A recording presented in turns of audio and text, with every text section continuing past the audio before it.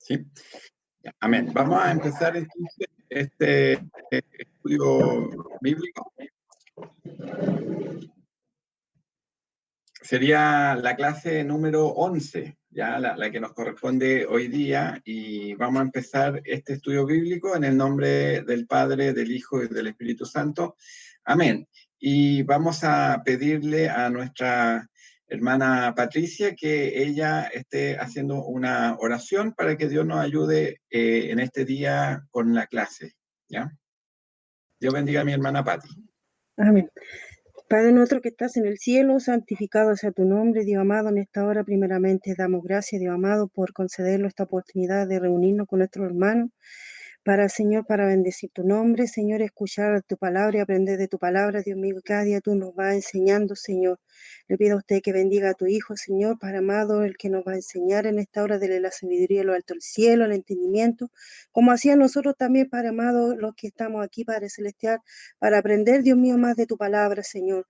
Le pedimos, Señor, que usted los bendiga, Señor, los de entendimiento para cada uno de los temas que vamos a tratar hoy día, Señor. Tú seas con nosotros, seas con mi hermano David, Dios mío, y también sea con cada uno de mis hermanos, Señor, Padre amado, que pueden conectarse, Dios mío, toca sus corazones, y los que van a conectarse, Dios mío, también bendiga todo lo que se va a hacer en esta hora. Le pedimos su bendición, la del Padre, Hijo, Espíritu Santo. Amén. Amén. Dios bendiga a mi hermana Patricia, que ha hecho esta oración. Y vamos a recordar un poquito en qué quedamos la clase pasada. Esta es la clase número 11, ¿ya? Después de esta clase queda una sola más, ¿ya? Y de ahí ya terminaría el curso, ¿ya? Entonces, para que ojalá no se pierdan al menos la próxima clase, porque ya va a ser la última y la idea es terminar la historia. Ya nosotros, en lo que entendemos de teología bíblica, nos preocupamos de la historia de la redención y esta historia, así como tuvo un principio, ahí en el huerto del Edén, tiene un final, ¿ya? Y ese final está en Apocalipsis. Entonces, la próxima clase, ya un adelanto, vamos a ver Apocalipsis, ya que a mucha gente le gusta mucho esto del Apocalipsis. A mí no me gusta tanto. La verdad me considero no un experto en el Apocalipsis, pero que Dios nos ayude para que la próxima clase podamos darle una pincelada ahí al final de la historia. ¿Ya? Habíamos quedado con una tarea. ¿Ya? No sé si todos pudieron leer la parábola del trigo y la cizaña. ¿Ya? Si no la pudieron leer, vamos a leerla ahora, ¿ya? Y tiene algo muy importante esta parábola respecto a lo que vamos a ver hoy día. Así que es importante que la podamos revisar bien, ¿ya? Voy a compartir mi pantalla.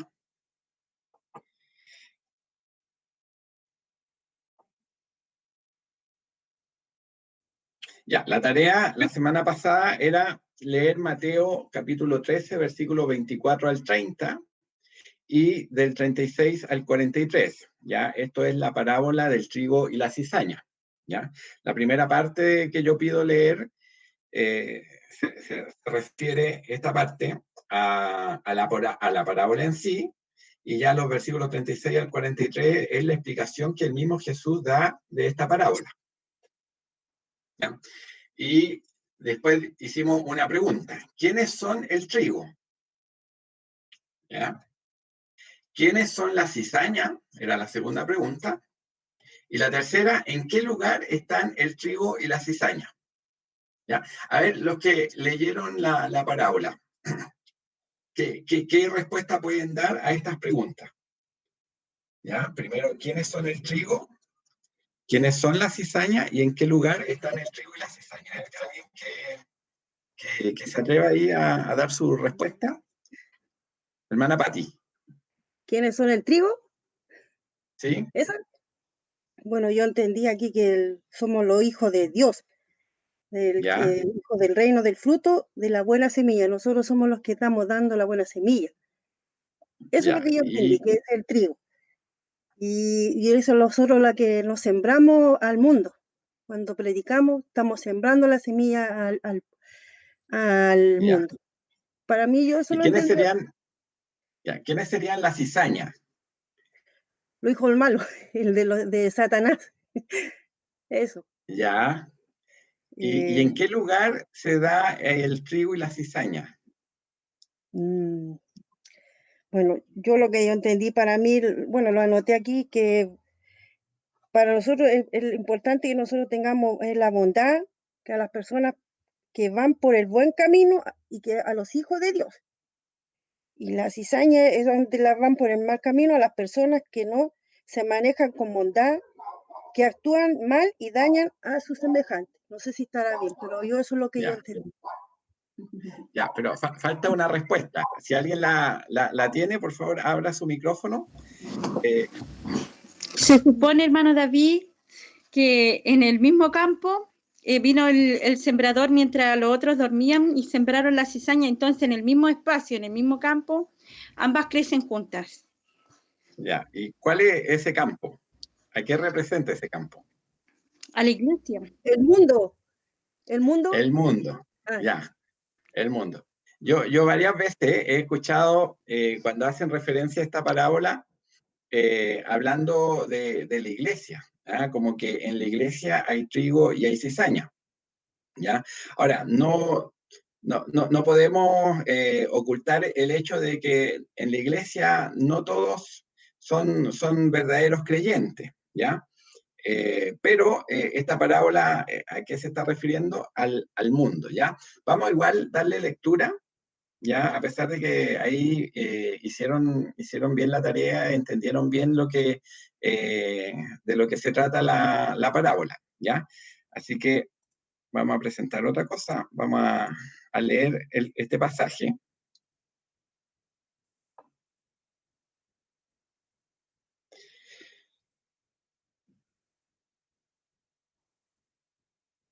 Ya, creo que ya todos estarían viendo el pasaje, ya, dice parábola del trigo y la cizaña, ya, y dice lo siguiente, dice, les refirió otra parábola diciendo, el reino de los cielos es semejante a un hombre que sembró buena semilla en su campo.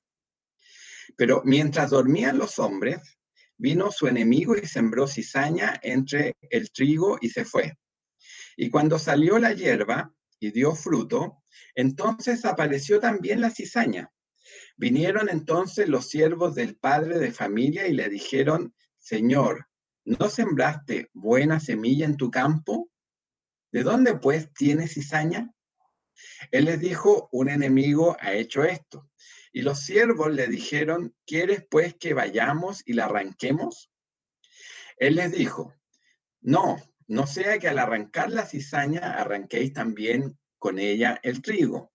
Dejad crecer juntamente lo uno y lo otro hasta la siega, y al tiempo de la siega yo diré a los segadores, recoger primero la cizaña y atarla en manojos para quemarla, pero recoger el trigo en mi granero. ¿Ya? Esa es la cizaña, esa es la parábola. Y esta parábola está en un contexto donde, si usted ve los versículos anteriores, los discípulos le preguntan a Jesús por qué habla en parábola, ¿ya? Y Jesús ahí, ¿qué es lo que les dice? Les dice, bueno, que Él va a mostrar los, eh, los misterios del reino, ¿ya? Los misterios del reino de Dios a través de parábolas, ¿ya? ¿Ya? Porque para algunos estas parábolas la van a poder entender y otras personas se les va a cegar su mente y no van a poder entender estas parábolas. Entonces, ahí empieza a narrar varias parábolas. Ahora, después, en el versículo 36, ya Jesús explica la parábola de la cizaña. Dice, entonces, despedida la gente, entró Jesús en la casa y acercándose a él, sus discípulos le dijeron, explícanos la parábola de la cizaña del campo. Respondiendo, él les dijo, el que siembra la buena semilla es el Hijo del Hombre. Ahora, ese Hijo del Hombre ya nosotros habíamos visto que es uno de los títulos que se ocupa para Jesucristo, ya cuando se hace ver de que Él era un verdadero hombre, ya. Y en otras oportunidades se habla del Hijo de Dios, Jesús como el Hijo de Dios, para también poner en manifiesto su divinidad, que Él es Hijo de Dios, Él es Dios mismo, ¿ya? Entonces, acá después dice, el campo es el mundo, ¿ya? Entonces, el campo es toda la tierra, ¿ya? Es todo el mundo, ¿ya? No es la iglesia, sino que es todo el mundo. Y después dice, la buena semilla son los hijos del reino, ¿ya? Los hijos del reino es la iglesia, son los creyentes, ¿ya? Y la cizaña son los hijos del malo, ¿ya? Entonces, acá, en esta parábola, Jesús separa a la humanidad completa entre los que son hijos del reino y los que son hijos del malo, ¿ya? Los que no son del reino de Dios, ¿ya? Y después dice, el enemigo que la sembró es el diablo, y la ciega es el fin del siglo, ¿ya? Muchas veces se habla de este siglo, ¿se han fijado? ¿Ya? Este siglo. Entonces, este siglo es el tiempo presente, ¿ya? Y el fin del siglo va a ser el final de este tiempo presente, ¿ya? En la clase de hoy vamos a ver cómo también se llama a este siglo. Y los segadores son los ángeles, de manera que como se arranca la cizaña y se quema en el fuego, así será en el fin de este siglo, ¿ya? Y después dice, enviará el Hijo del Hombre a sus ángeles. Aquí, recordar, el Hijo del Hombre se refiere a Jesucristo, ¿ya? Enviará el Hijo del Hombre a sus ángeles y recogerán de su reino a todos los que sirven de tropiezo y a los que hacen iniquidad. Y los echarán en el horno de fuego, allí será el lloro y el crujir de dientes. Entonces los justos resplandecerán como el sol en el reino de su Padre. El que tiene oídos para oír, oiga, ¿ya? Entonces, esta es la parábola con su explicación. Ahora, ¿qué es lo que nosotros podemos ver acá? ¿Qué nos puede llamar la atención? En la semana pasada nosotros vimos que, y de hecho a esa clase le colocamos el reino presente, ¿ya? Y el reino presente tiene que ver con que ya había llegado Jesucristo, ¿ya? Había llegado Jesucristo. Ahora, si nosotros nos vamos a las clases anteriores, cuando estuvimos viendo todo el Antiguo Testamento, ¿de qué hablaban? ¿Ya? Hablaban de el que iba a aplastar la serpiente, ¿cierto? ¿Ya? Hablaban también de este pacto que Dios había hecho con David, ¿ya? Donde había dicho que uno de sus descendientes iba a firmar el reino y que este reino iba a ser eterno, ¿ya? Entonces, todos los que estaban alrededor de Jesús y que entendían de que Él estaba cumpliendo, ¿verdad? Todas estas promesas, que era lo que debían esperar de que este Jesucristo, ¿verdad? Trajera el reino, instaurara el reino, y que en ese reino iban a reinar ya los buenos. ¿Eh? Pero aquí, en esta parábola, ¿qué es lo que está diciendo Jesús, verdad? Que a pesar de que el reino ha llegado, se ha hecho presente con Jesucristo, igual en el mundo va a haber trigo y va a haber cizaña, ¿ya? Entonces, hay una llegada del reino, pero este reino tampoco, ¿se acuerdan cuando vimos el reino parcial? Donde ya Dios había cumplido las promesas, pero en este reino parcial se cumplían las promesas parcialmente. ¿Por qué? Porque después vino un periodo de juicio, ¿ya? Y en ese periodo de juicio, todo lo que Dios había prometido y había cumplido se empezaba a perder, ¿ya? El pueblo, ¿verdad?, había ido al exilio, ya lo habían sacado de la tierra, ¿ya?, que era una de las promesas, y ya tampoco había rey en Israel, ¿ya? Entonces, ahora también hay un reino que se ha hecho presente, pero que aún no se ha consumado del todo.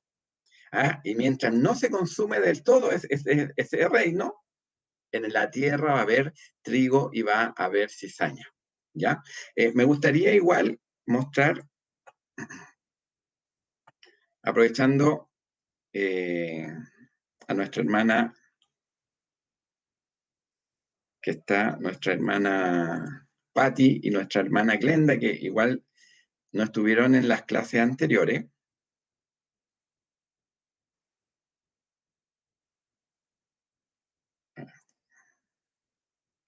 Recordar un diagrama que habíamos visto para que nos sirva.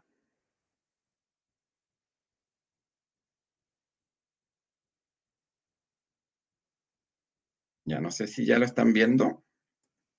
Viendo la tarea. ¿Están viendo la tarea? A ver, reanudar presentación. Aquí. Esto. Ya. Era este. Vamos a adelantarlo ya para no demorar mucho en esto.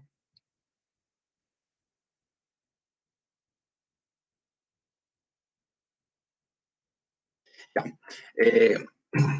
Esto que nos sirva un poquito como resumen de la historia, ¿ya? Recordemos, la teología bíblica se preocupa de la historia, ¿ya? Y la historia más o menos dice así, ¿ah? Dios hizo un reino, ¿ya?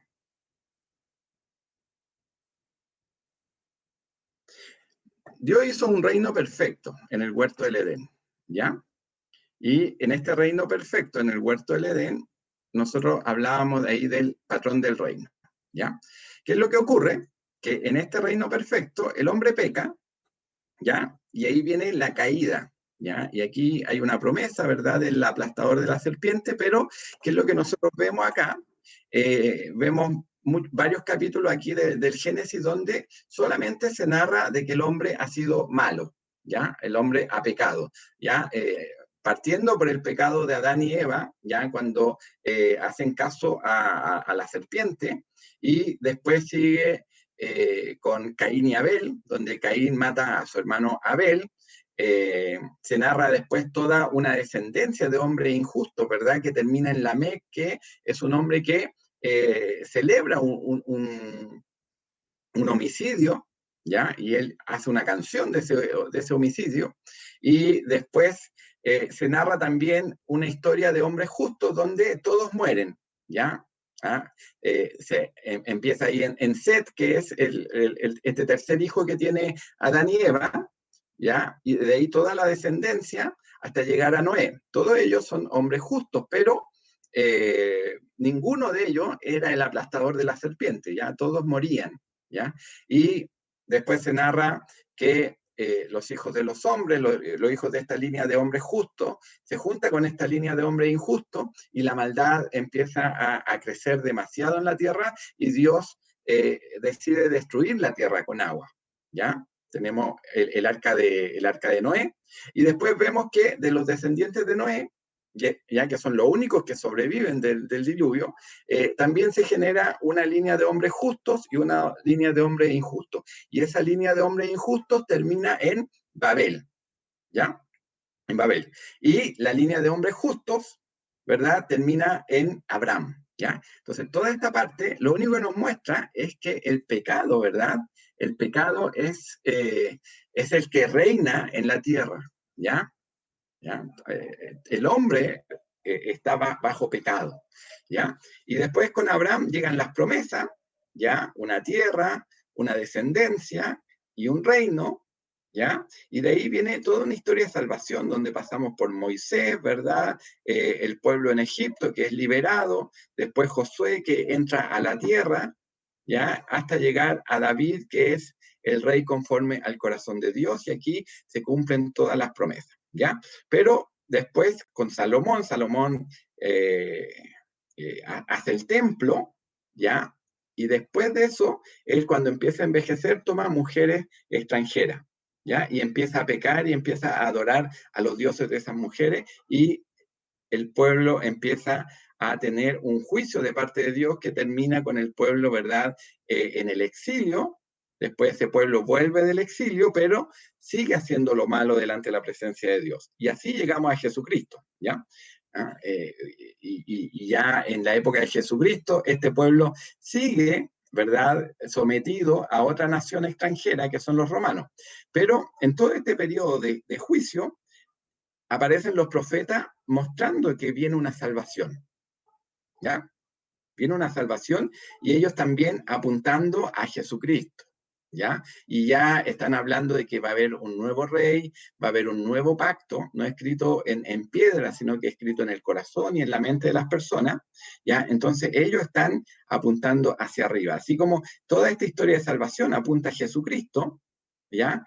Y terminando acá en el pacto con David, donde también a él se le da una promesa de que uno de sus descendientes va a firmar el reino y este reino va a ser eterno, ¿ya? Y aquí los profetas hablan también de un nuevo rey, un nuevo pacto. Entonces, lo más probable, ¿verdad?, es que todas las personas que estaban aquí con Jesucristo, los discípulos de Jesucristo, que era lo que entendían, ¿verdad?, que el reino había llegado y que ahora iban a reinar los buenos, por decir algo, ¿ya? Decirlo de esa forma, ¿ya? Y ya los malos, ¿verdad?, iban a dejar de reinar. Pero, ¿qué es lo que dice Jesús a través de esta parábola? De que a pesar de que el reino ha llegado, aún en la tierra va a haber trigo y va a haber cizaña, ¿ya? Entonces, después llega Jesucristo y nosotros estamos viviendo en este periodo, ¿ya? Este es el periodo entre Jesucristo y la nueva creación, ¿ya? Cuando se consume el reino, ¿ya? Pero nosotros estamos acá, ¿ya? Aquí hay un evento importante que es Pentecostés, después de la muerte de Jesucristo, pero nosotros estamos acá. Este es este siglo, ¿ah? O lo que también vamos a conocer como los últimos tiempos, ¿ya? Todo este periodo, ¿ya? Así que, aclarando ese punto, hermanos, vamos a empezar nuestra clase, ¿ya? ¿Hay alguna duda hasta acá? ¿Nadie? Ya. Bueno, aquí hay hartos profesores, y entonces ellos entienden de que cuando ellos preguntan, ¿hay alguna duda? Y nadie tiene duda, puede ser dos cosas. Que nadie tenga duda, o que, o que no se haya entendido nada, ¿ya? Esperemos que sea lo primero, ¿ah? Ya, vamos. Hermano, si usted tiene alguna pregunta, hágala nomás, ahí prenda su micrófono, ¿ya? Que la idea es que aquí aprendamos, ¿verdad? No que nos quedemos con las dudas, ¿ya? Ahora, esta es la clase número 11, ¿ya? Y la clase número 11 la vamos a llamar el reino proclamado. La clase anterior era el reino presente, cuando se hacía presente Jesucristo. Y nosotros veíamos que en él se cumplían todas las promesas del Antiguo Testamento, ¿ya? Entonces, cuando a David se le promete un descendiente que va a firmar su reino, ese descendiente, ¿quién es? Es Jesucristo, ¿ya? Cuando a Abraham se le dice, bueno, en tu simiente van a ser benditas todas las familias de la tierra, ¿quién es esa simiente? Jesucristo. Cuando ahí en el huerto, ¿verdad? Dios habla de el que va a llegar a aplastar la serpiente. ¿Quién es el que va a aplastar la serpiente? Es Jesucristo, ¿ya? Entonces, todas esas promesas son Jesucristo. Y todas las cosas que van ocurriendo en el Antiguo Testamento, importantes, ¿verdad? Por ejemplo, la llegada del tabernáculo, ¿ya? Donde moraba la presencia de Dios, y después del templo, donde también moraba la presencia de Dios, ese templo y ese tabernáculo, ¿a quién representaban? Representaban al verdadero templo, que es Jesucristo, ¿ya?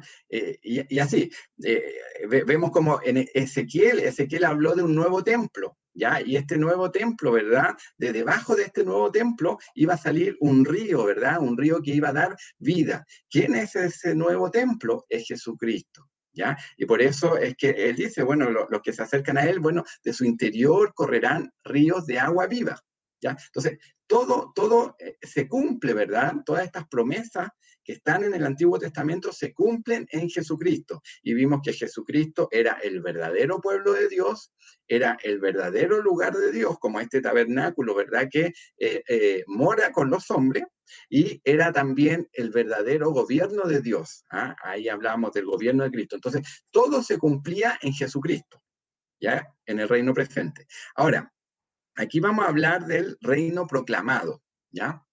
Si usted lee acá, el reino proclamado, ¿ya? Y aquí en el reino proclamado nos vamos a alejar un poquito de Jesucristo y vamos a empezar a hablar de nosotros, ¿ya?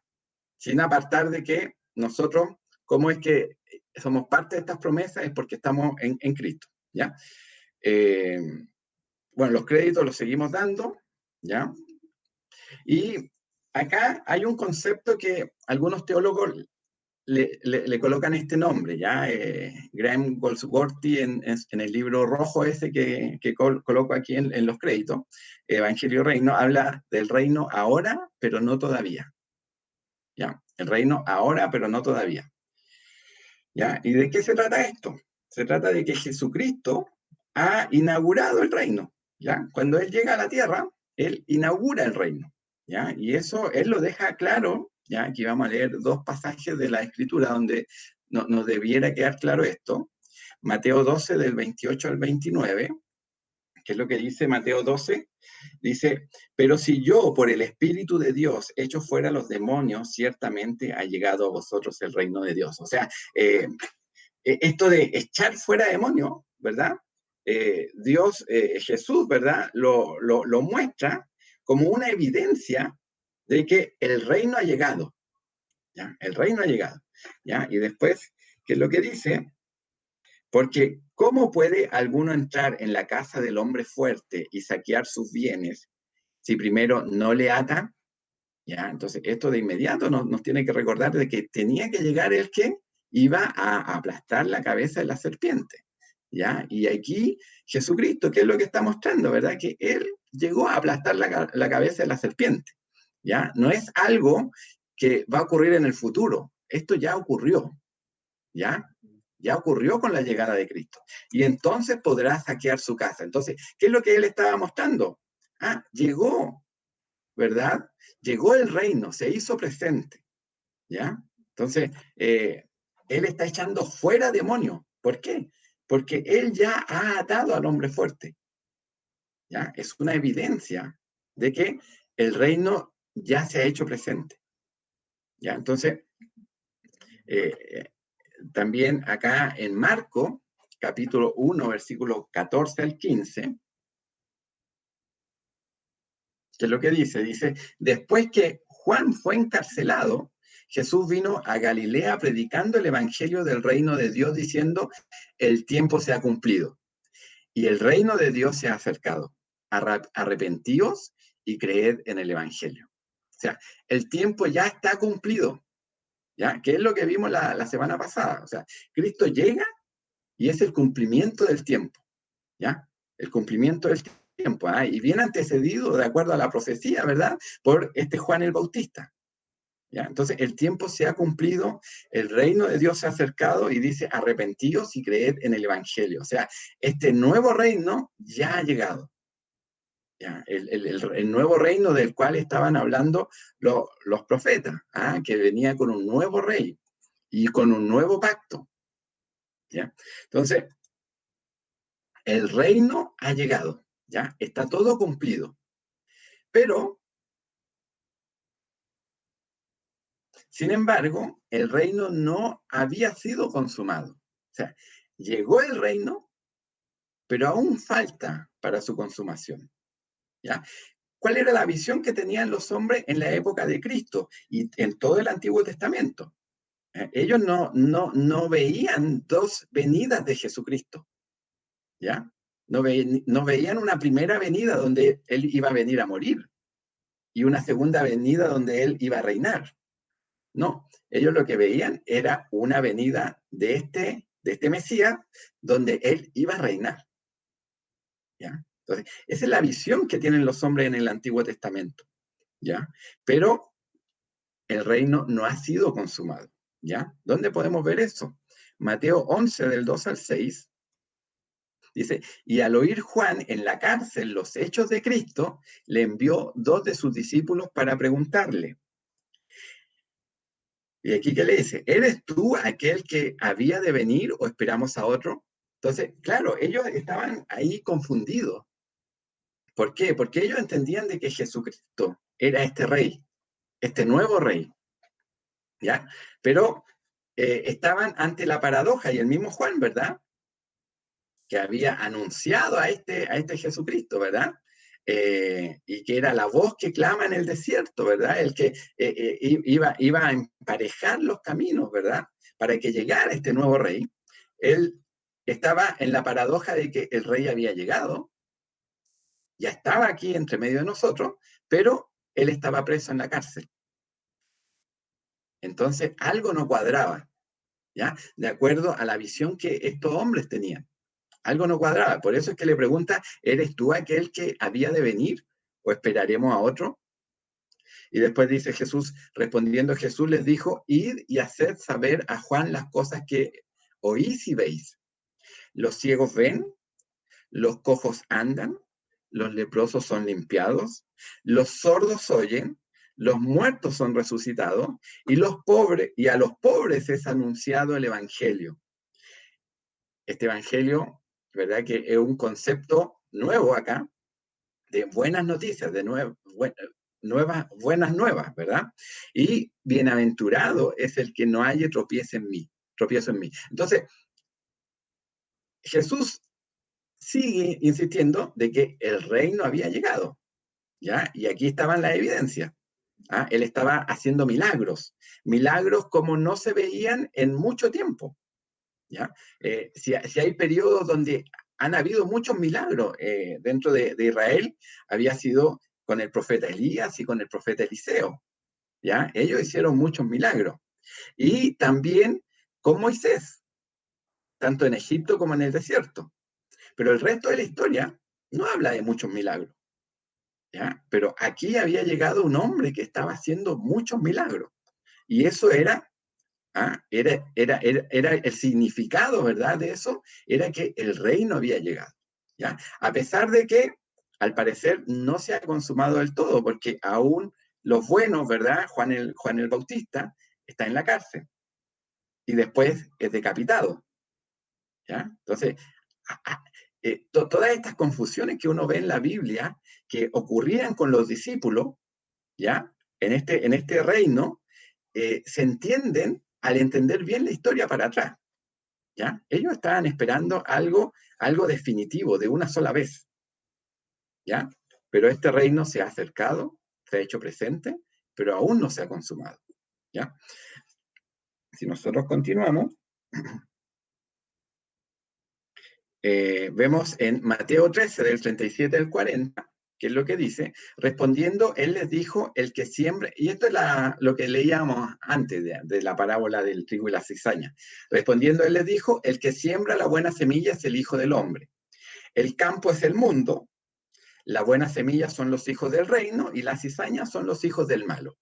El enemigo que la sembró es el diablo, la siega es el fin del siglo. O sea, desde Jesucristo hasta no hablemos de los últimos tiempos, hasta la segunda venida de Cristo, es este siglo, ¿ya?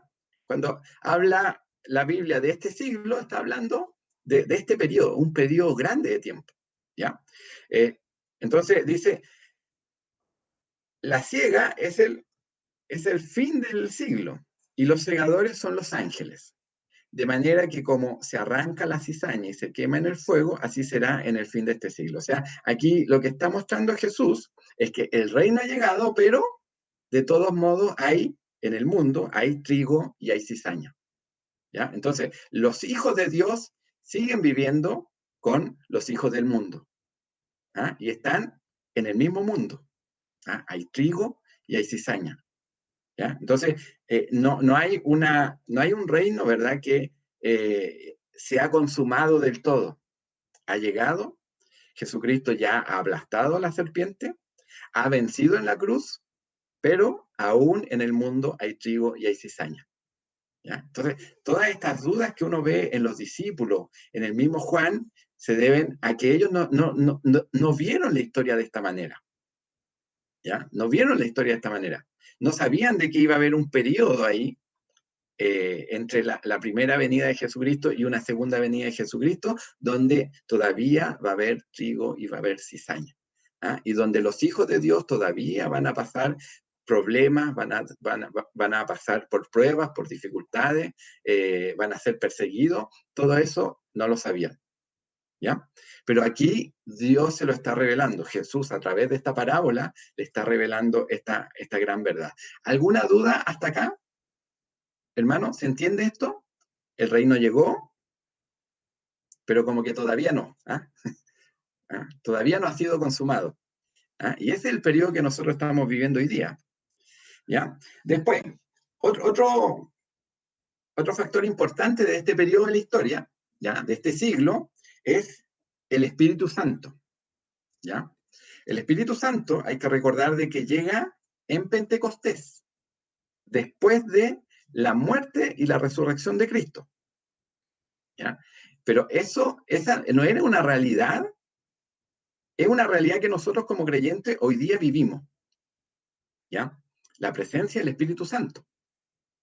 Pero anterior a esto, no era una realidad para el creyente. ¿Ya? Si usted se fija, todos los episodios en el Antiguo Testamento donde aparece el Espíritu Santo se posa sobre una persona para hacer, no sé, por ejemplo, en los jueces. Ya en el periodo de los jueces llegaba el Espíritu Santo sobre algunos de estos jueces para liberar al pueblo. ¿Ya? Pero no era la realidad de todo el pueblo. ¿Ya? Entonces, aquí hay un hecho importante en Pentecostés, ¿ya? El Espíritu Santo. Y acá, el Espíritu Santo primero Jesús lo prometió, ¿ya? Prometió la llegada del Espíritu Santo, ¿ya? Eso lo vemos en Juan 14, del 16 al 18, donde dice lo siguiente, dice, y yo rogaré al Padre y os dará otro consolador. Y acá hay algo importante en esta palabra, otro consolador, otro, ¿ya? Que en el idioma, ¿verdad?, que esto fue escrito, se habla de un otro que es del mismo tipo, del mismo género, ¿ya? Entonces, da a entender de que este otro también era Dios, ¿ya? Otro consolador. Entonces, hay otro Dios acá, ¿ya? Pero es el mismo Dios, nosotros lo sabemos, ¿verdad?, porque hemos estudiado ya la Trinidad. Entonces, os dará otro consolador para que esté con vosotros para siempre. El Espíritu de verdad, al cual el mundo no puede recibir, o sea, la cizaña no lo va a poder recibir, ¿ya? Porque no lo ve ni le conoce. Pero vosotros, los que sois trigo, le conocéis, porque mora con vosotros y estará en vosotros. No os dejaré huérfanos, vendré a vosotros. O sea, aquí el Espíritu Santo dice, mora con vosotros y estará en vosotros, ¿ya? Una situación diferente a los creyentes del Antiguo Testamento, ¿ya? Que no podían gozar de este Espíritu Santo. O sea, nosotros estamos en un periodo de la historia donde somos privilegiados al tener este Espíritu Santo morando en nosotros, ¿ya? Entonces, ese es un factor importante de este periodo, ¿ya? Entonces, cuando hablamos del reino proclamado es porque el reino ya llegó y nosotros también predicamos el reino de los cielos, ¿ya? Y este reino de los cielos nosotros lo predicamos teniendo ya al Espíritu Santo habitando en nosotros, morando en nosotros, ¿ya? Entonces, otra cosa importante del Espíritu Santo es que el Espíritu Santo viene a revertir el juicio de Babel, ¿ya? Nosotros si miramos la historia, ¿verdad?, aplicando la teología bíblica, ¿qué es lo que ocurre en Babel? Que se asemeja o se contrapone a lo que ocurre en Pentecostés. ¿Qué pasa en Babel? ¿Cuál es el juicio que Dios pone ahí en Babel? ¿Cierto? Lo separa de acuerdo a diferentes lenguas, ¿ya? Entonces, ahí para que los hombres, ¿verdad?, no siguieran haciendo esta construcción, él pone confusión, ¿ya? Pone confusión en sus lenguas, ellos ya no se pueden entender y cada uno parte por separado, ¿verdad?, de acuerdo a las distintas lenguas que ellos tenían. Pero en Pentecostés se revierte ese juicio, ¿ya? Una cosa importante, si usted tiene que predicar de Pentecostés, tiene que recordar de que en Pentecostés Dios está revirtiendo lo que hizo en Babel, ¿ya? Entonces, así como nosotros vemos que en el huerto del Edén había un reino perfecto, y después de la caída, Dios viene a restaurar este reino perfecto a través de toda la historia, terminando con la muerte de Jesucristo en la cruz. Y vemos que de ahí hay otro periodo, ¿verdad? Hasta que llega la consumación del reino. Nosotros vemos que también en Pentecostés se revierte esta maldición. ¿Y por qué se revierte? ¿Por qué? Porque todos los hombres empiezan a hablar diferentes lenguas, ¿ya? Y eso simboliza ¿a qué? A que Dios está formando una iglesia de personas de diferentes lenguas, de diferentes tribus, de diferentes naciones. Está haciendo un solo pueblo, ¿ya? Entonces, es algo muy importante acá, ¿ya? Entonces, estas diferentes lenguas que empiezan a hablar estos hombres, ¿verdad? Hace referencia a eso, a que Dios está tomando un pueblo, una iglesia, ¿verdad? De diferentes lenguas, de diferentes pueblos, diferentes razas, ¿ya? Y está haciendo un solo pueblo, ¿ya? Entonces, aquí vemos esta imagen, ¿verdad? Que estas lenguas de fuego que se le aparecen y se posan sobre cada uno de estos creyentes que empiezan a hablar nuevas lenguas, ¿verdad? Es lo que Dios aquí está mostrando. ¿Ya? Y después dice, el Espíritu Santo trae un nuevo nacimiento por medio de la palabra. ¿Ya? Nosotros decimos que nosotros, como hijos de Dios, hemos nacido de nuevo, ¿verdad? Y uno puede diferenciar al hijo de Dios del hijo del mundo, al que es trigo, del que es cizaña. ¿Por qué? Porque el hijo de Dios ha nacido de nuevo. Ha tenido este nuevo nacimiento, y este nuevo nacimiento es el que entrega el Espíritu Santo. ¿Ya? Y acá vamos a leer Juan 3, del 3 al 6, un versículo clásico, ¿verdad? Jesús y Nicodemo. Dice, respondió Jesús y le dijo, de cierto te digo, que el que no naciere de nuevo no puede ver el reino de Dios. Nicodemo le dijo, ¿cómo puede un hombre nacer siendo viejo? ¿Puede acaso entrar por segunda vez en el vientre de su madre y nacer? Respondió Jesús, de cierto te digo, que el que no naciere de agua y del Espíritu no puede entrar en el reino de Dios. ¿Ya? Y después dice, lo que es nacido de la carne, carne es. Y lo que es nacido del Espíritu, Espíritu es. O sea, todos nosotros hemos nacido en la carne y hemos nacido con el pecado original. ¿Ya? Hemos nacido pecadores.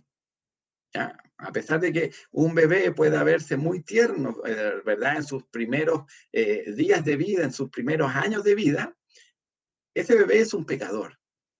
¿Ya? Entonces, todos hemos nacido en la carne.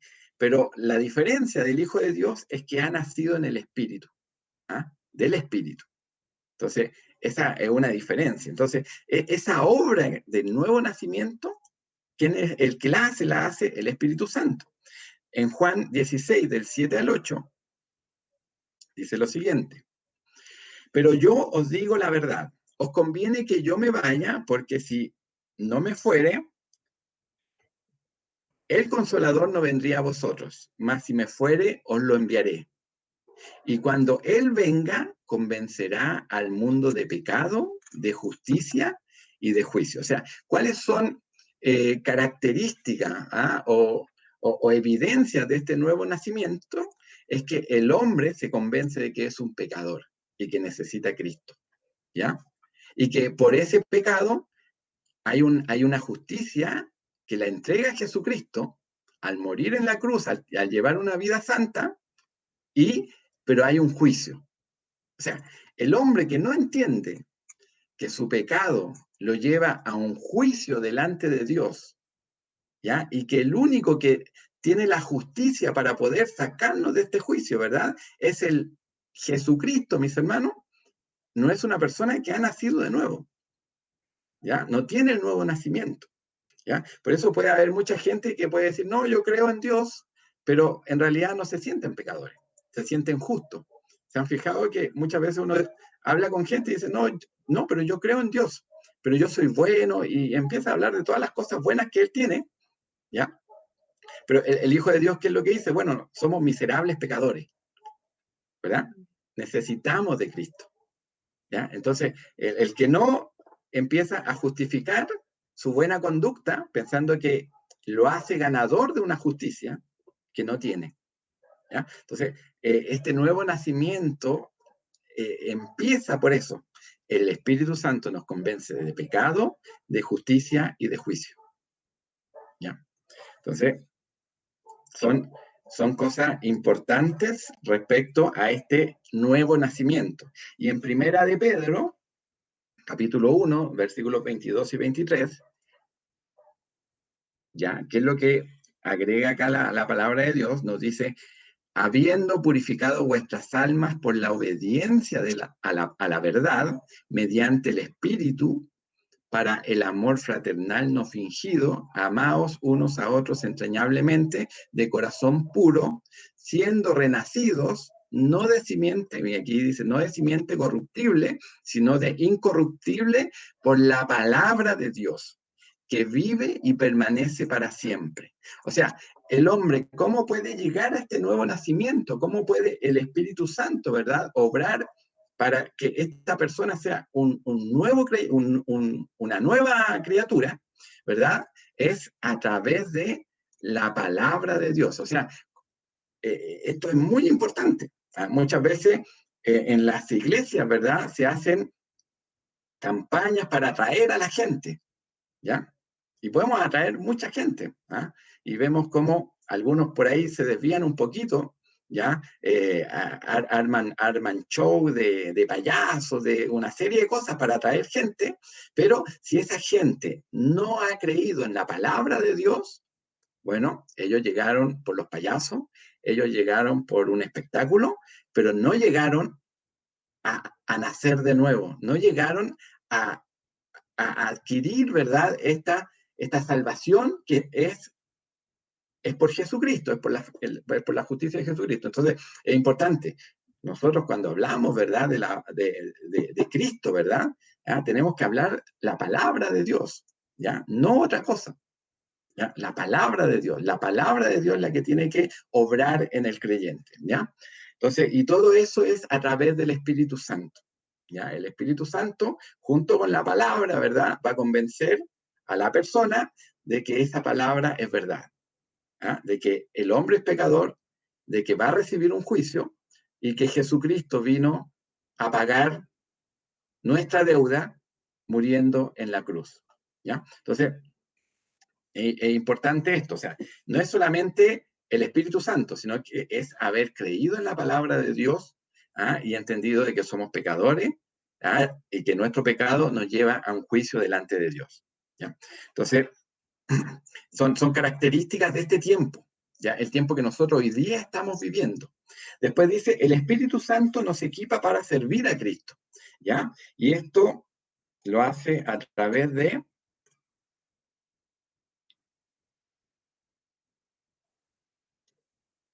1 Corintios 12, del 4, el versículo 4 y el 11 vamos a leer. Ahora bien, hay diversidad de dones, pero el Espíritu es el mismo. O sea, el Espíritu Santo nos equipa para poder servir a Cristo con dones, ¿ya? Con dones espirituales, ¿ya? Entonces, cada uno de nosotros tiene dones que tiene que ocupar para servir a Dios. ¿Ya? Algunos tienen unos dones desarrollados de una forma, otros de otra.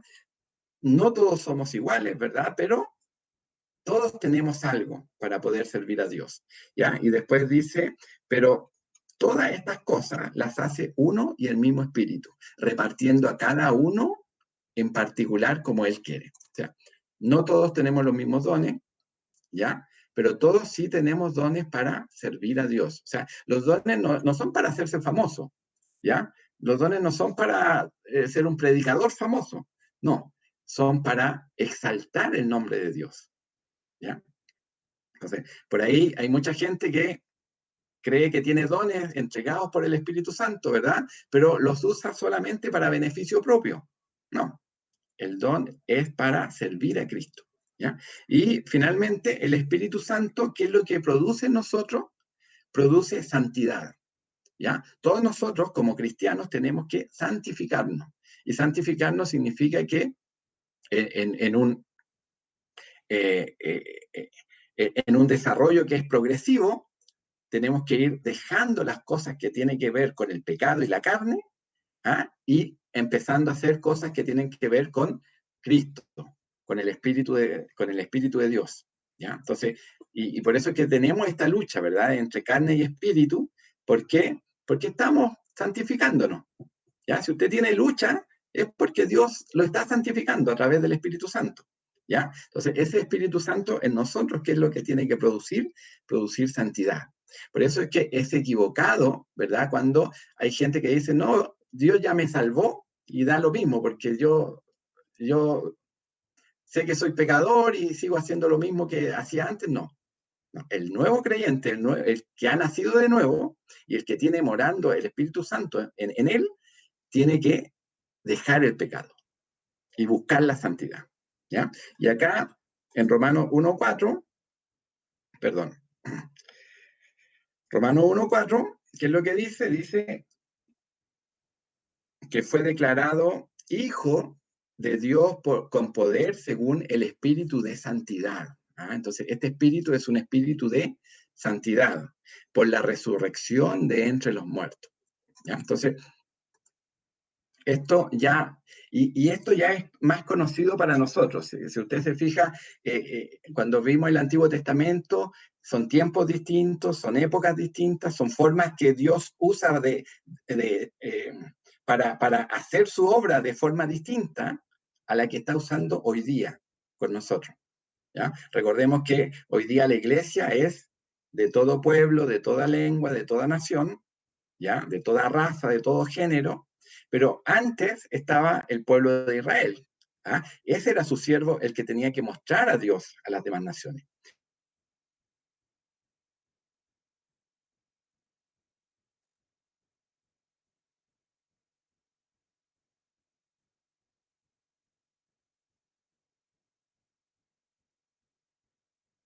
¿Ya? Vamos a continuar. ¿Hay alguna pregunta hasta acá? ¿Hay alguna duda?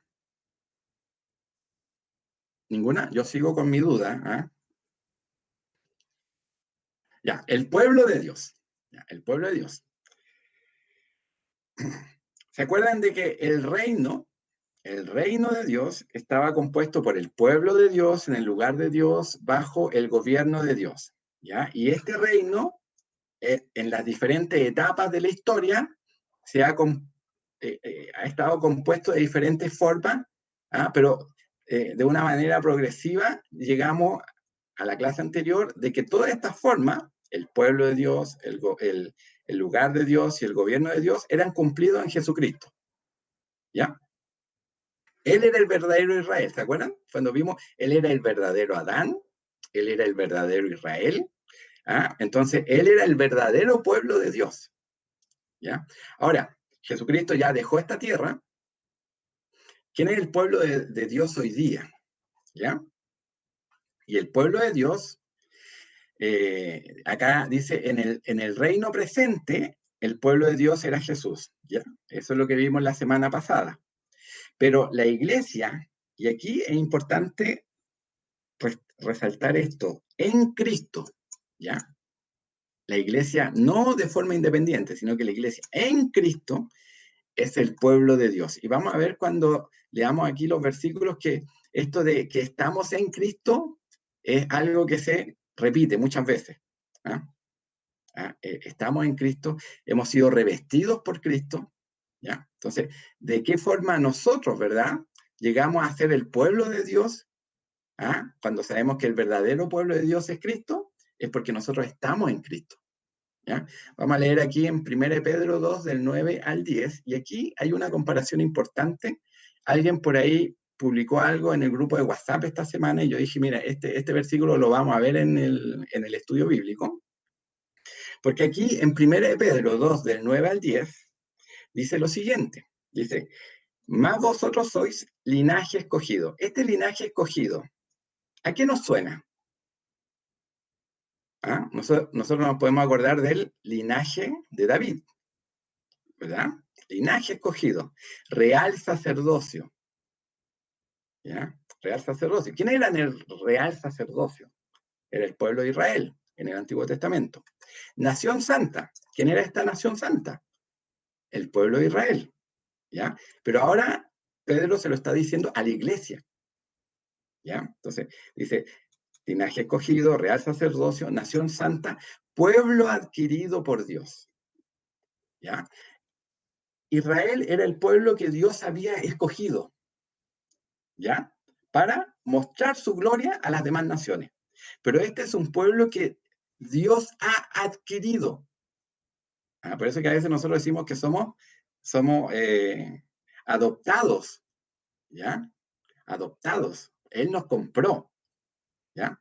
Entonces, pueblo adquirido por Dios. O sea, el pueblo de Israel fue el pueblo escogido y nosotros somos un pueblo que Dios ha adquirido. Con la sangre preciosa. Y después dice, para que anunciéis las virtudes de aquel que os llamó de las tinieblas a su luz admirable. ¿Ya? Entonces, ¿se acuerdan que nosotros decíamos, el propósito de Israel era mostrar a Dios? El propósito de la iglesia también era mostrar a Dios. La diferencia es que Israel lo mostraba, ¿por qué? Porque todas las naciones iban a llegar a Israel, iban a pasar por ahí. Pero la iglesia tiene que salir a las naciones. ¿Ya? Por eso es que los apóstoles tuvieron que salir a predicar el evangelio. ¿Ya? ¿Para qué? Para mostrar a Dios. ¿Ya? Después dice, vosotros, aquí importante, vosotros que en otro tiempo no erais pueblo, nosotros no éramos del pueblo de Dios. ¿Ya? Pero que ahora sois pueblo de Dios, que en otro tiempo no habíais alcanzado misericordia. Antes la misericordia era solo para Israel, pero ahora también nosotros hemos alcanzado esa misericordia. Y dice, pero ahora habéis alcanzado misericordia. Ya. Ahora, si queremos vincular este pasaje bíblico con el Antiguo Testamento, ¿ya? ¿Ustedes se acuerdan cuál era el propósito de Israel? ¿Qué era lo que ese pueblo tenía que hacer? ¿Ya? Eso lo vamos a ver en Éxodo 19, del 5 al 6. Dice lo siguiente. Ahora pues, si diereis oído a mi voz y guardareis mi pacto, vosotros seréis mi especial tesoro sobre todos los pueblos, porque mía es toda la tierra. ¿Ya? Y después dice, y vosotros me seréis un reino de sacerdotes y gente santa. ¿Ya? Entonces, ¿qué es lo que decía Pedro? Real sacerdocio, ¿ah? Nación santa.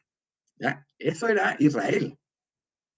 ¿Ya? Ese era el propósito que Dios tenía para Israel, un reino de sacerdotes y gente santa. Estas son las palabras que dirás a los hijos de Israel. Entonces, ahora la iglesia es el nuevo Israel, ¿ya? Es el nuevo Israel. ¿Ya? Por eso es importante, hay que vincular la historia para saber cómo va progresando. ¿Ya? Y después la iglesia es identificada en el Nuevo Testamento con las figuras del Israel del Antiguo Testamento. Y aquí vamos a ver algunos ejemplos. Romanos 11, del 5 al 7. ¿Qué es lo que dice Romanos 11, del 5 al 7? Dice, así también, aún en este tiempo, ha quedado un remanente escogido. ¿Dónde aparece esto del remanente? ¿Se acuerdan? Cuando decía, hay un remanente fiel. ¿Ya? Aparece con los profetas. ¿Ya? ¿Se acuerda que hasta antes de los profetas, el pueblo de Dios, dentro de esta definición del reino, era Israel? ¿Ya? Era Adán y Eva en el huerto, pero eso se perdió. Después era la descendencia de Abraham, y esa descendencia de Abraham después llegó a ser Israel. Pero los profetas, al ver que el pueblo estaba pecando delante de Dios, empezó a hablar de un remanente fiel. O sea, de ahí, de Israel, había siempre un remanente fiel. Ese era el verdadero pueblo de Dios. ¿Ya? Pero acá compara a la iglesia con un remanente escogido por gracia. ¿Ya? Y después dice, y si por gracia ya no es por obra, de otra manera la gracia ya no es gracia. Y si por obras ya no es gracia, de otra manera la obra ya no es obra. ¿Qué pues? Lo que buscaba Israel no lo ha alcanzado. ¿Ya? ¿Qué era lo que buscaba Israel? Ser una nación de sacerdotes y gente santa. ¿Ya? Pero aquí dice, pero los escogidos sí lo han alcanzado y los demás fueron endurecidos. Eso fue lo que ocurrió. ¿Ya? Entonces, este nuevo remanente, este remanente fiel que estaban hablando los profetas, se cumple acá con la iglesia. Gálatas 3 del 26 al 29. ¿Qué es lo que dice? Pues todos sois hijos de Dios por la fe en Cristo Jesús. ¿Ya? Entonces, somos hijos de Dios por la fe en Cristo Jesús. Porque todos los que habéis sido bautizados en Cristo, de Cristo, y aquí dice, estáis revestidos. ¿Ya? Nosotros estamos revestidos de Cristo. O sea, la justicia de Cristo nos alcanza a nosotros. ¿Por qué? Porque Él nos revistió de Él mismo. ¿Ya? Y después dice, ya no hay judío ni griego, no hay esclavo ni libre, no hay varón ni mujer, porque todos vosotros sois uno en Cristo Jesús. Importante, en Cristo Jesús. Somos uno. ¿Ya? A pesar de que somos personas diferentes, particulares cada una, pero somos uno solo en Cristo Jesús. Y después dice, y si vosotros sois de Cristo, ciertamente linaje de Abraham sois. ¿Ya? Entonces, linaje de Abraham, la simiente de Abraham, ¿ya? Esa simiente que se cumplía en Jesucristo, en la cual iban a ser benditas todas las familias de la tierra, todas las naciones, ¿verdad?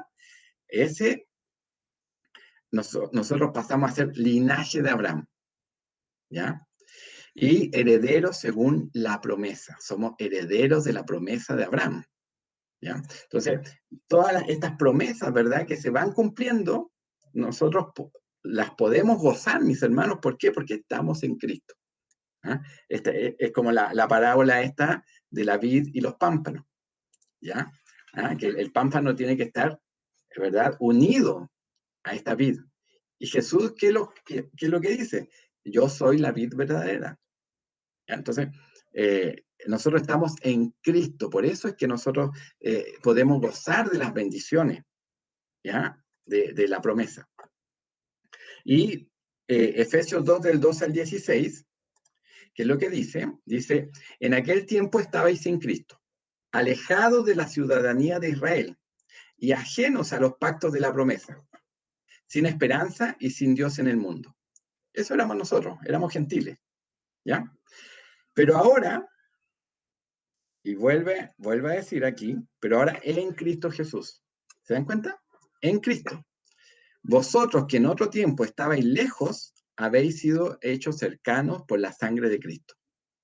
Porque Él es nuestra paz, que de ambos pueblos hizo uno, derribando la pared intermedia de separación, aboliendo en su carne las enemistades, la ley de los mandamientos expresados en ordenanzas, para crear en sí mismo de los dos un solo y nuevo hombre, haciendo la paz y mediante la cruz reconciliar con Dios a ambos en un solo cuerpo, matando en ella las enemistades. Entonces, hace referencia también, un solo cuerpo. ¿Ah? La iglesia, todos nosotros, somos uno solo en Cristo, un solo cuerpo. ¿Ya? Y finalmente, la iglesia es la esposa de Cristo. ¿Ya? La esposa de Cristo. Esto lo podemos ver en 2 Corintios 11:2. Dice, porque os celo con celo de Dios, pues os he desposado con un solo esposo, para presentaros como una virgen pura a Cristo. O sea, y la referencia en el Nuevo Testamento de la iglesia como la esposa, ¿verdad? O como la novia, son muchas, ¿ya? Pero todas estas referencias, ¿de dónde vienen? Vienen del Antiguo Testamento, ¿ya? Vienen de ahí, ¿ya? Entonces, si nosotros leemos en Isaías 54:5, que es lo que nos dice ahí la palabra de Dios, dice, porque tu marido es tu hacedor, ¿ya? Y aquí hablándole a Israel, tu marido es tu hacedor. Jehová de los ejércitos es su nombre y tu redentor, el Santo de Israel. Dios de toda la tierra será llamado. Entonces, esta figura de Dios como el esposo, ¿verdad? Viene del Antiguo Testamento y nosotros lo vemos muy patente, ¿verdad? Ahí en el libro de Oseas, ¿verdad? Con el mismo profeta y su mujer Gomer, ¿ya?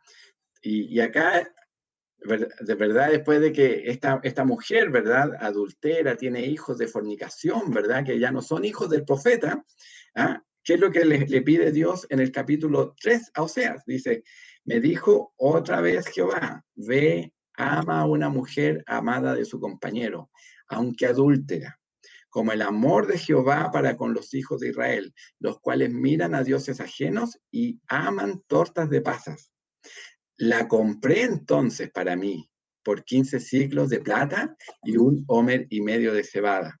Y le dije, tú serás mía durante muchos días, no fornicarás, ni tomarás otro varón, lo mismo haré yo contigo. O sea, esta iglesia es la esposa, ¿ah? Es la esposa de Jesucristo, ¿ya? Pero esto también es una figura que viene tomada del Antiguo Testamento, ¿ya? Entonces, el pueblo de Dios hoy día somos nosotros, ¿por qué? Porque estamos en Cristo, ¿ah? Que era el verdadero Israel, ¿ya? ¿Con sus preguntas hasta acá? ¿No hay preguntas? Continuamos. Ya, entonces, el reino de Dios, dijimos, es el pueblo de Dios en el lugar de Dios, bajo el gobierno de Dios. Ahora, ¿cuál es el lugar de Dios? ¿Ya? Nosotros, en el reino presente, cuando vimos que todas las promesas se cumplían en Jesucristo, decíamos que el lugar de Dios era el verdadero tabernáculo, el verdadero templo, que a su vez era Jesucristo. Jesucristo es el que vino a poner su tabernáculo en medio de nosotros. ¿Ya? Entonces, en el reino presente, el lugar de Dios era Jesús, el verdadero templo. ¿Ya? Y ahí nosotros hicimos varias analogías, ¿verdad? Entre el templo de Ezequiel, ¿verdad? Que debajo de ese templo salía un río, ¿verdad? Ese río que también nosotros lo vemos en el Edén. ¿Ah? ¿Ya? Y ahora, la iglesia es el templo donde habita Dios. ¿Ya? Entonces, nosotros somos el templo donde habita Dios. ¿Ya? ¿Y dónde vemos esto? 1 Corintios 3, del 16 al 17, dice lo siguiente, ¿no sabéis que soy templo de Dios? ¿Y que el Espíritu de Dios mora en vosotros? Si alguno destruyere el templo de Dios, Dios le destruirá a él. Porque el templo de Dios, el cual sois vosotros, santo es. ¿Ya? Entonces, nosotros somos el templo de Dios. ¿Ya?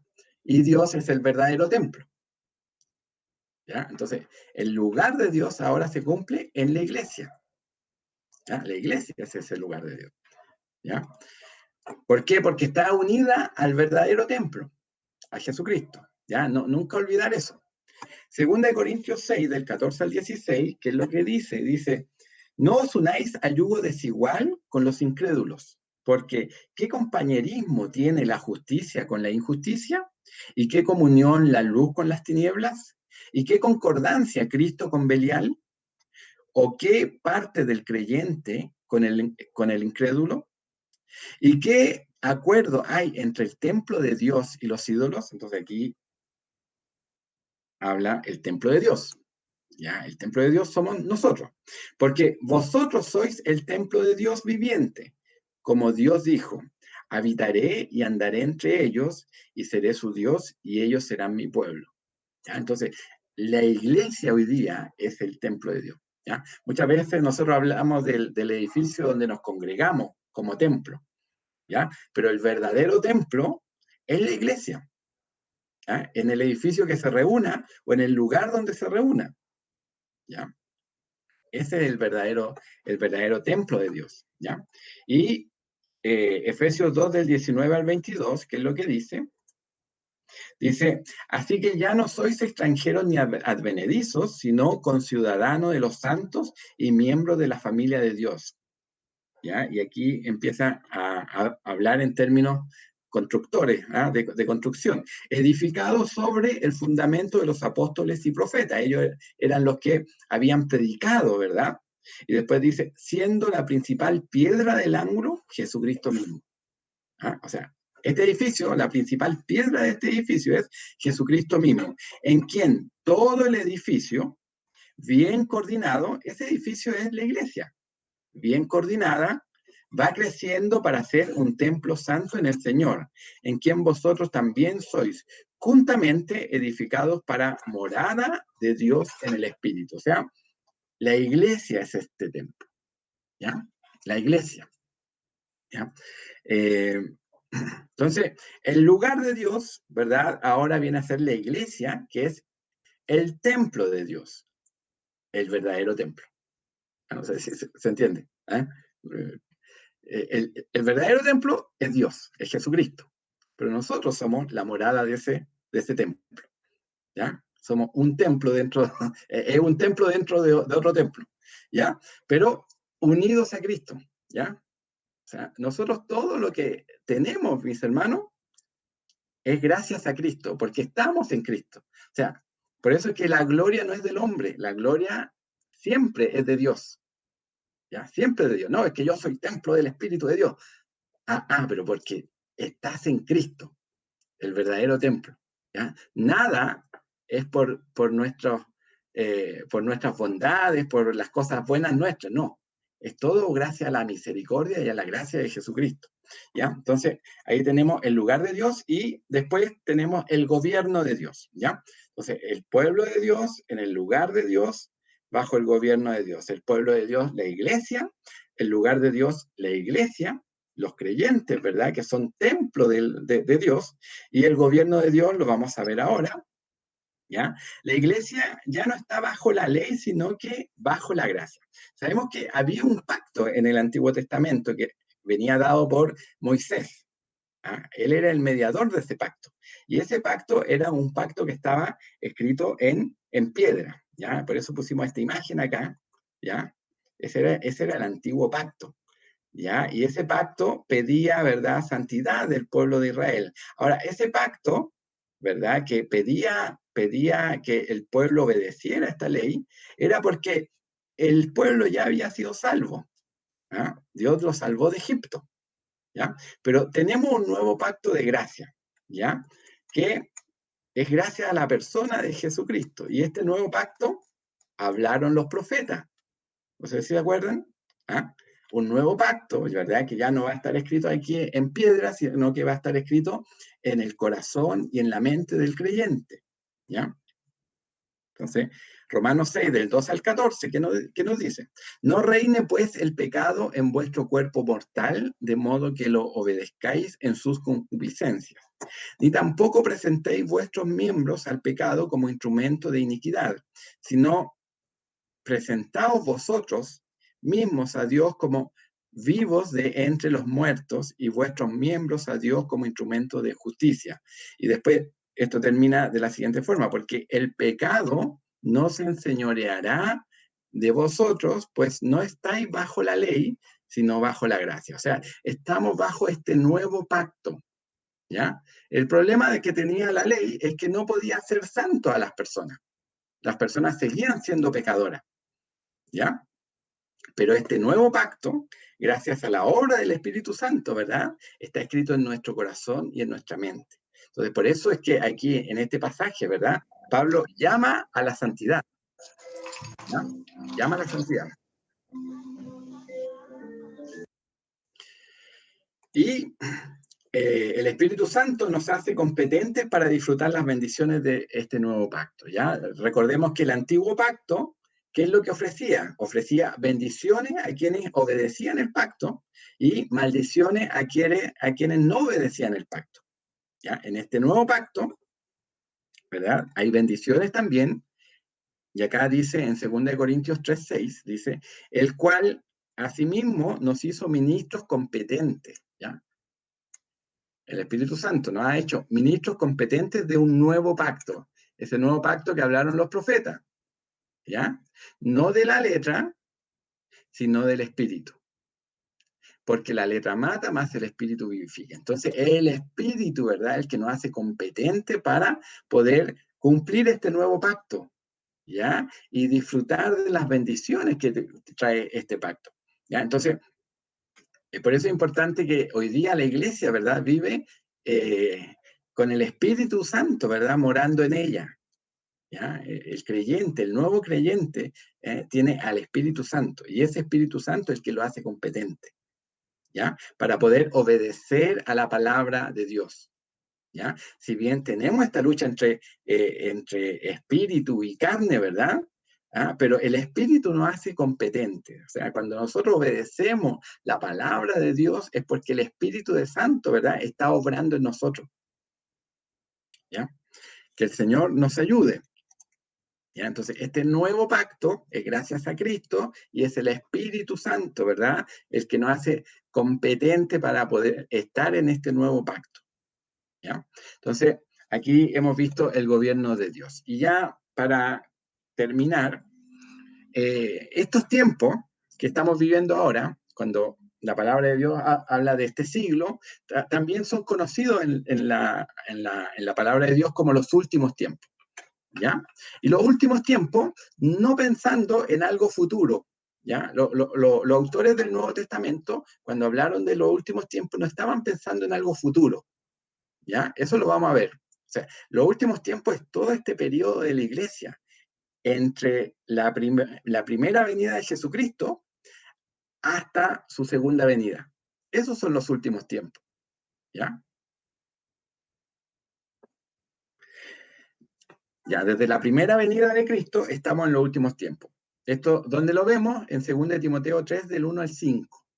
Ya, vamos a leer ahí 2 Timoteo 3, del 1 al 5. ¿Qué es lo que dice? También debes saber esto. ¿Ya? Y aquí dice que en los postreros días vendrán tiempos peligrosos. ¿Ya? Si nosotros leemos esto fuera de su contexto, nosotros decimos, en los postreros días vendrán tiempos peligrosos. Estamos pensando en el futuro, ¿ya? Pero después, cuando seguimos viendo la palabra de Dios, por eso es importante siempre entender bien el contexto. Dice, porque habrá hombres amadores de sí mismos, avaros, vanagloriosos, soberbios, blasfemos, desobedientes a los padres, ingratos, impíos, sin afecto natural, implacables, calumniadores, intemperantes, crueles, aborrecedores de lo bueno, traidores, impetuosos, infatuados, amadores de los deleites más que de Dios, que tendrán apariencia de piedad, pero negarán la eficacia de ella. Oye, la lista es larga, ¿ya? Pero eso va a pasar en los postreros tiempos. Pero después, ¿qué es lo que le dice Pablo a Timoteo? A estos evita.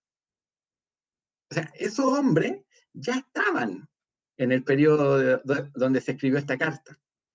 Ya estaban.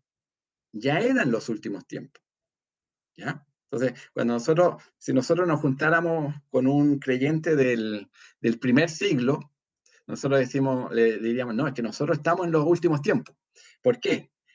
Porque hay hombres amadores de sí mismos, avaros, vanagloriosos, soberbios, y quizás este creyente del primer siglo nos diría, pero yo también viví en esos tiempos. Claro, porque los últimos tiempos, no estamos hablando del tiempo que está inmediatamente a la segunda venida de Cristo. Estamos hablando de todo este periodo de tiempo. Cuando la Biblia habla de este siglo, está hablando de todo ese periodo de tiempo. Y el fin de ese siglo va a ser cuando Cristo venga, en su segunda venida. Los últimos tiempos también son estos. A veces decimos, es que van a venir tribulaciones, terremotos, hambre, peste. Todas esas cosas han sido parte de la historia de la humanidad después de Cristo. ¿Ya? Entonces, no podemos decir, nosotros estamos viviendo en los últimos tiempos, los que venían antes de nosotros no estaban viviendo en esos tiempos. Ellos tenían persecución igual. ¿Ya? O sea, ellos vivieron los últimos tiempos. ¿Ya? De hecho, el libro de Apocalipsis, ¿verdad?, está escrito para una iglesia, para dar ánimo a una iglesia que estaba viviendo persecución en los últimos tiempos. ¿Ya? Entonces, por eso no malentendamos esto de los últimos tiempos. ¿Ya? Los últimos tiempos, desde Cristo hasta Cristo. ¿Ya? Esos son los últimos tiempos. Primero es Juan 2, del 18 al 19, y aquí vamos a ver otro personaje que nosotros lo asociamos a algo que viene a futuro, ¿ya? Acá, primero es Juan 2, del 18 al 19, dice, hijitos, ya es el último tiempo. Entonces, ¿cuáles son los últimos tiempos? Ya es el último tiempo. ¿Ah? No, es que él estaba diciendo una profecía acá, no. Él estaba diciendo que ya es el último tiempo. ¿Ya? Entonces, ¿cuáles son los últimos tiempos? Ya es el último tiempo. ¿Cuáles son los últimos tiempos? Ya es el último tiempo. ¿Ah? No es que él estaba diciendo una profecía acá, no. ya era el último tiempo. A sus oyentes, a sus lectores de su carta, ¿verdad? Juan le decía, ya es el último tiempo. ¿Ya? Y después dice, y según vosotros oísteis que el anticristo viene. Así ahora han surgido muchos anticristos. Este personaje medio ya mítico ha estado presente desde mucho tiempo atrás. ¿Ya? Por esto conocemos que es el último tiempo. Entonces nosotros podemos decir, no, es que el anticristo todavía no llega. No, ya está el anticristo. ¿Ah? Por eso es que hay trigo y hay cizaña. ¿Ah? Por eso es que el malo vino a sembrar cizaña. ¿Ya? Porque el anticristo ya está. ¿Ya? Entonces, son cosas que tienen que ver con la interpretación, ¿verdad? Pero que tenemos que saber entenderla, ¿ya? Pero, y ahí la palabra de Dios es la que nos tiene que aclarar, ¿ya? Que no nos aclare alguien que tuvo alguna visión del último tiempo, no. Estos son los últimos tiempos, lo que dice la palabra de Dios, ¿ya? Salieron de nosotros, pero no eran de nosotros. O sea, el anticristo, ¿verdad? O los muchos anticristos, ¿verdad? Estaban en la iglesia. ¿Ah? Porque salieron de nosotros, pero no eran de nosotros. Porque si hubiesen sido de nosotros, habrían permanecido con nosotros. Pero salieron para que se manifestase que no todos son de nosotros. ¿Ya? Entonces, los últimos tiempos lo estamos viviendo hoy día nosotros, pero también lo vivieron los antiguos creyentes. ¿Ah? Cuando se escribió el Nuevo Testamento.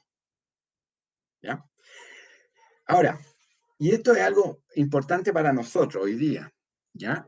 Hemos probado un poco de la bendición, nosotros, como creyentes, pero aún tenemos que sufrir a causa de vivir en una tierra caída, ¿ya? O sea, tenemos la bendición, ¿ya? Hemos sido hechos hijos de Dios, ¿ya? Nosotros sabemos que lo que nos espera, ¿verdad?, es una nueva tierra, ¿ah? Una vida eterna. Tenemos esa paz en nosotros, esa esperanza en nosotros, ¿ya? Hemos probado la bendición. Tenemos al Espíritu de Dios morando en nosotros, ¿ya? Esa es una bendición. Tenemos esa bendición, ¿ya? En 1 Pedro 1:6 dice, en lo cual vosotros os alegráis, aunque ahora por un poco de tiempo, si es necesario, tengáis que ser afligidos en diversas pruebas. O sea, el gozo que tiene el Hijo de Dios, ¿verdad? Cuando ha llegado al conocimiento del Evangelio, ¿verdad? Y ha sabido, ¿verdad? De que su pecado ha sido pagado en la cruz por Jesucristo, ¿ya? Y que tenemos una esperanza de una vida eterna, ¿verdad? ¿Eso qué es lo que produce en el Hijo de Dios? Un gozo, ¿verdad? Siempre se habla del primer amor cuando teníamos ese gozo, ¿ya? Pero ¿qué es lo que dice acá Pedro? ¿Ya? Aunque ahora por un poco de tiempo, si es necesario, tengáis que ser afligidos en diversas pruebas. O sea, el Hijo de Dios está viviendo en un mundo que todavía es un mundo pecador, ¿ya? Donde reina el pecado, ¿ya? Por eso es que aún vamos a tener que ser afligidos en diversas pruebas, ¿ya? Entonces, eso es lo que tenemos que nosotros tener en claro, ¿ya? Estamos viviendo los últimos tiempos, pero aún no ha llegado la consumación del reino, ¿ya? Este reino ya se hizo presente, nosotros somos parte de este reino, somos hijos del reino, pero aún vamos a ser afligidos por diversas pruebas. Entonces, por eso es que muchas veces nosotros como creyentes, ¿verdad? Nos vemos muchas veces abatidos, ¿ah? Viviendo situaciones que no nos gustaría vivir acá en la tierra y esperando la esperanza, ¿verdad? De este nuevo reino, ¿ya? Y que lo estamos mirando de lejos todavía, ¿verdad? Pero ese reino ya está presente, nosotros ya hemos probado parte de ese reino. ¿Ah? Filipenses 3 del 20 al 21 dice, más nuestra ciudadanía está en los cielos, o sea, nosotros no somos peregrinos acá en la tierra. En la tierra soy un peregrino, dice el himno. Entonces aquí dice, más nuestra ciudadanía está en los cielos, de donde también esperamos al Salvador, al Señor Jesucristo, el cual transformará el cuerpo de la humillación nuestra, o sea, nuestro cuerpo, ¿verdad? Pecaminoso, ¿verdad? Va a ser transformado un día a un cuerpo sin pecado, sin tentaciones, sin aflicciones, sin enfermedades. ¿Ah? Eso es lo que nosotros estamos esperando, ¿ya? Porque nuestra ciudadanía no está acá en la tierra, está en el reino de los cielos. Por eso que, ¿dónde es que tenemos que hacer tesoro? En el reino de los cielos, no acá en la tierra, ¿ya? Entonces dice, y después dice, para que sea semejante al cuerpo de la gloria suya, por el poder con el cual puede también sujetar a sí mismo todas las cosas, ¿ya? Entonces, acá nosotros hemos probado ya esta es una bendición de ser hijos de Dios, ¿ya? Pero aún falta, no sabemos cuánto tiempo, aún falta, ¿ya? Los primeros creyentes, ¿verdad? Los primeros miembros de la iglesia, ¿verdad? Sabían que estaban en los últimos tiempos, ¿ya? Pero aún hoy día, 2000 años después, estamos en los últimos tiempos, ¿ya? Acá hay un ejemplo que da el pastor Sugel Michelin, que él saca de un libro que se llama El Gran Panorama Divino, que autor Bau Robert, donde dice que nosotros somos como esa persona que entra a la cocina, ¿ya? Y el cocinero le da de probar lo que va a ser la cena, ¿ya? Le da una probadita, pero le dice solo una probadita, ¿ya? ¿Por qué? Porque la cena es después, ¿ya? Y nosotros estamos viviendo ese tiempo donde nosotros hemos probado las bendiciones de este nuevo reino, pero aún no nos sentamos a la mesa. ¿Ah? Da ese ejemplo de estos tiempos que nosotros hoy día estamos viendo.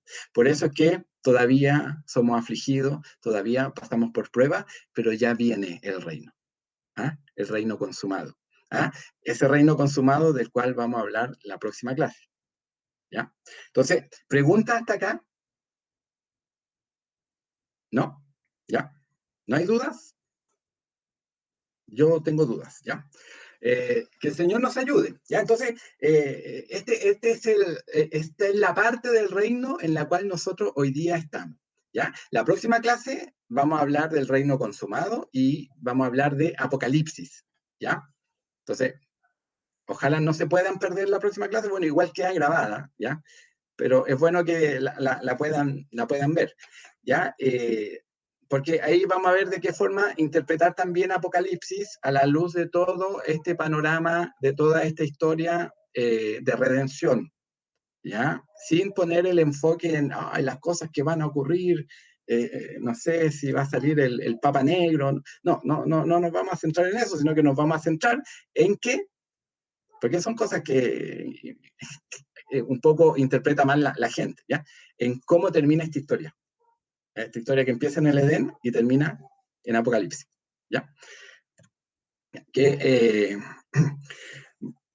a modo de resumen, hermanos, ¿ya? Aquí yo junté el reino parcial, ¿ya? Dejé solamente acá el reino parcial con David, ¿ya? Y vemos que el pueblo de Dios, en esta revelación progresiva que es la palabra de Dios, empieza siendo Adán y Eva, después la descendencia de Abraham, que se convierte en Israel, y los profetas, ¿qué es lo que dicen? Hay un remanente fiel de Israel. ¿Ya? Ese es el pueblo. Y con la llegada de Jesucristo, es Cristo el nuevo Israel. ¿Ya? Ahora, en el reino proclamado, que este es el periodo de la iglesia, este pueblo va a ser el nuevo Israel que está compuesto de judíos y gentiles, de gente de todo pueblo, de toda lengua, de toda nación, de toda raza, ¿ya? En la junta, en la iglesia, ¿ya? Después, el lugar de Dios, que en el huerto del Edén, o sea, en el patrón del reino era el huerto del Edén, después pasó a ser la tierra de Canaán, la tierra prometida, ¿ya? Y después hablábamos de la tierra de Jerusalén y del templo, ¿ya? Y los profetas de qué nos hablaron? De una nueva tierra, una tierra restaurada, una nueva Jerusalén y un nuevo templo. Con la llegada de Cristo, ese nuevo templo era Cristo, ¿ya? Ahora, es el creyente individual y la iglesia, que es el templo de Dios, ¿ya? Y el gobierno de Dios, que era la palabra de Dios en el huerto del Edén, después fue el pacto de la promesa, después pasó a ser el pacto de Sinaí y el rey, ¿ya? Y terminó en el reino profetizado como un nuevo pacto y un nuevo rey, ¿ya? Y en el reino presente hablábamos del gobierno de Cristo, ¿ya? Y ahora estamos hablando nuevamente del nuevo pacto y del Espíritu Santo, ¿ya? Que es el que nos introduce a este nuevo pacto, ¿ya? Entonces, la historia, así es como se va progresando, ¿ya? Entonces yo le decía la semana pasada, es importante cuando usted lee el Antiguo Testamento, saber en qué parte de la historia está parado, ¿ah? Para poder, en función de eso, interpretar el texto, ¿ya? Así que eso es hasta esta clase, ¿ya? ¿Qué es lo que aprendimos hoy entonces? Que el reino fue inaugurado con la primera venida de Cristo, pero aún no ha sido consumado. Estamos viviendo los últimos tiempos, ¿ya? Pero esto no es nosotros, sino que desde Cristo hasta Cristo son los últimos tiempos, ¿ya? Y que el Espíritu Santo nos ha dado de probar las bendiciones del reino. Ya hemos probado las bendiciones del reino, pero aún no podemos disfrutarlas plenamente. ¿Ya? Aún no nos sentamos a la mesa. ¿Ya? Que Dios nos bendiga. ¿Ya? Eso es lo que hemos aprendido el día de hoy. La tarea para la próxima clase, vamos a hacer un ejercicio. ¿Ya? Vamos a ver cómo empieza la historia y cómo termina la historia. ¿Ya? No vamos a saltar todo lo del medio porque ya lo hemos revisado. ¿Ya? Entonces, vamos a leer los siguientes pasajes bíblicos. Vamos a leer Génesis 1 y 2, ¿ya? El huerto del Edén, el reino perfecto, que es un reino del cual el hombre cayó por causa del pecado, ¿ya? Y vamos a leer Apocalipsis 21 y 22. Veamos, mis hermanos, cuáles son las semejanzas, las diferencias entre el primer reino, que era perfecto, y este segundo reino, o reino final, que también es perfecto. ¿Ya? Apocalipsis 21 y 22. Y fíjense en algunas cosas. ¿Ya? Hay un autor que se llama Paul Robert, que de este libro que yo les comentaba, que él dice, mire, yo cómo llegué a la teología bíblica cuando una persona me preguntó, ¿qué sabes tú del templo? ¿Qué puedes hablar del templo a través de la historia de la redención? Y él como que se quedó un poco cortado porque no sabía mucho del templo, así que no sabía qué decir.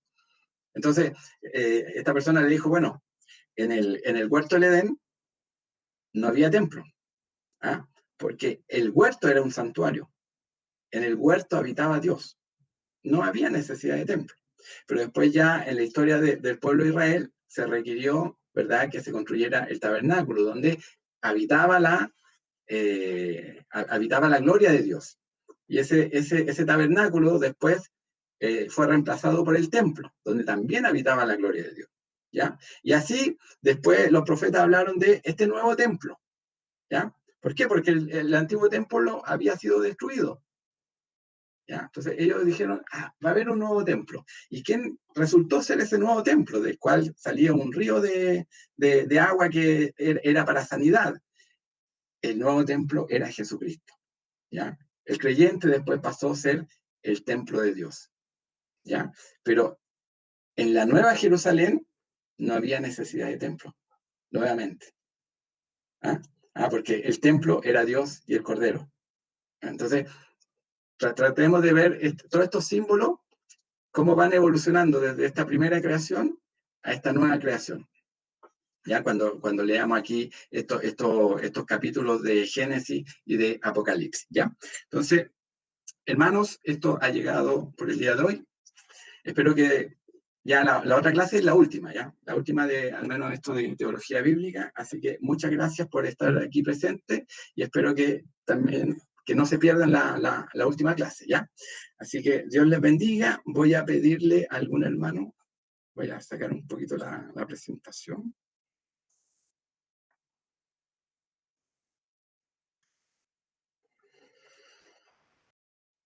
¿Quiénes están? Ya, voy a pedirle a mi hermana Glenda. Hermana Glenda, usted nos despide con la bendición.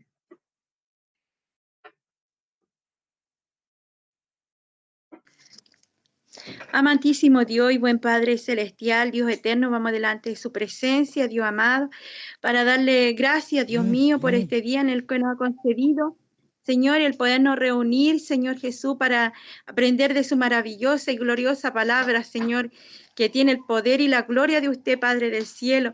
Padre Santo, esperando, Dios mío, que haya habido una enseñanza que haya quedado grabada en nuestros corazones, Dios mío, Señor, que la hayamos podido comprender y entender, Señor Jesús, porque esa es la idea de este estudio, Padre Celestial, el que adquiramos, Dios mío, más sabiduría, más entendimiento y a través de esto podamos conocerle cada día más, bendito Dios, en estos tiempos, Señor, que son los últimos tiempos, Señor, y que esperamos, Dios mío, que su palabra, Señor, y toda profecía que está escrita en este libro santo, Dios, se vaya cumpliendo, Señor, paso a paso, Dios mío, hasta llegar, Señor Jesús, a esperar al maravilloso, al glorioso, al bendito, al sublime, al eterno Jesucristo. Bendito Dios, permítanos, Señor Jesús, atesorar enormemente esta palabra en nuestras vidas, Dios mío, Señor, porque, Señor, habrán tiempos, Señor, y no los conocemos, Dios mío, cuáles serán esos tiempos, pero la palabra, Señor, será quitada. Esta palabra escrita que nosotros vimos y leemos, Señor, será quitada de entre nosotros, Dios mío, y solo quedará lo que hayamos guardado en nuestra mente, en nuestro corazón. Bendito Dios, por eso usted esculpa, Señor Jesús, esa palabra gloriosa en nuestros corazones, en nuestras mentes, que no la podamos olvidar jamás, Dios mío. Señor, que esta palabra es la que sana, es la que levanta, es la que restaura, es la que llega a las almas, Señor Jesús, que esperan, Señor, ser añadidas para esta grande salvación. Bendiga a nuestro hermano David grandemente, Señor Jesús. Ponga el querer y el hacer en nuestro hermano, Dios mío, que usted nos pueda, Señor, a través de su espíritu, instar, Señor, a reunirnos, a aprender de su gloriosa palabra, Señor. Gracias, bendito Dios, porque usted conoce de qué tenemos necesidad y es precisamente, Dios mío, de esta palabra en nuestra vida. Gracias y sobre gracia, bendito Dios, y todo lo dejamos en sus manos, Señor amado, a través de nuestro amado y bendito y buen Salvador Jesucristo. Amén y amén. Gloria a Dios, gloria a Dios, gloria a Dios para siempre. Gloria a Dios para siempre. Dios les bendiga. Pueden abrir sus micrófonos para despedirse. Chao, hermanos. Chao, hermano, bendiciones.